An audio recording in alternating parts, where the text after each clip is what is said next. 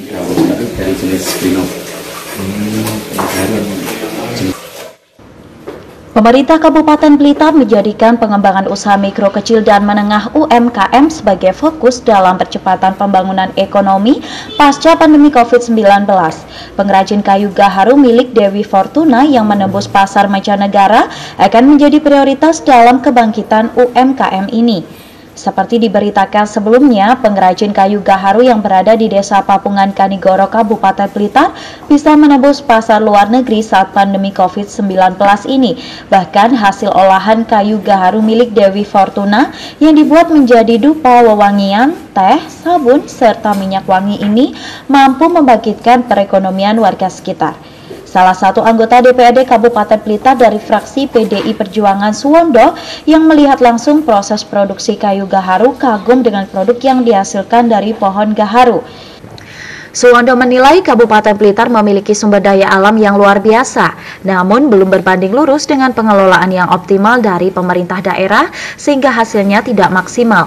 Nantinya Suwondo akan mengusulkan kepada pemerintah Kabupaten Blitar untuk fokus membantu pengrajin kayu gaharu agar bisa optimal dalam segala proses.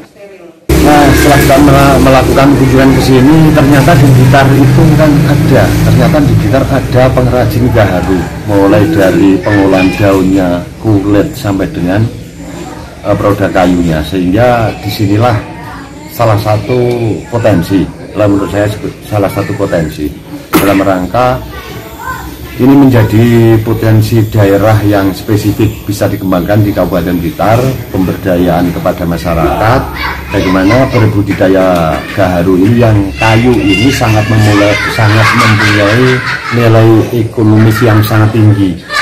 Karena kebutuhannya pangsa pasarnya siapapun dari ras apapun, agama apapun, di kelompok mana apapun itu.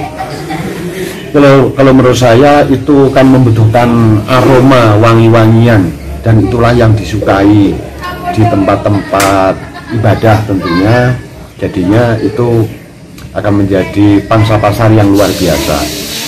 Sehingga mumpung di sini ternyata di Kabupaten Blitar ada pengrajin gaharu ini yang siap untuk menampung dan bekerja sama memberikan edukasi kepada masyarakat, kepada petani-petani pembudidaya gaharu, maka kalau menurut saya inilah salah satu potensi yang bisa dikembangkan di Kabupaten Blitar ini di dalam rangka untuk mengangkat kesejahteraan, mengangkat perekonomian masyarakat Kabupaten Blitar.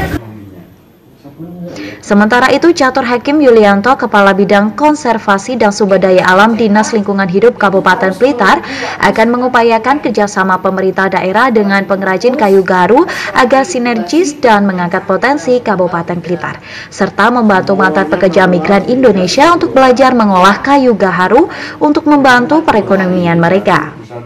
Melihat dari produksi gaharu di Desa Papungan ini, sebenarnya kalau kita mau jujur bahwa sebenarnya Blitar itu punya potensi untuk pengembangan gaharu, dan itu sebagai salah satu solusi ketika di daerah-daerah yang seharusnya menjadi daerah resapan air dan saat ini masih banyak yang menanami tebu, itu gaharu bisa menjadi solusi bahwa itu bisa menghasilkan bahkan nilainya nanti kedepannya jauh lebih tinggi daripada nilai tebu itu sendiri. Itu yang pertama. Yang kedua, kita punya banyak purna PMI.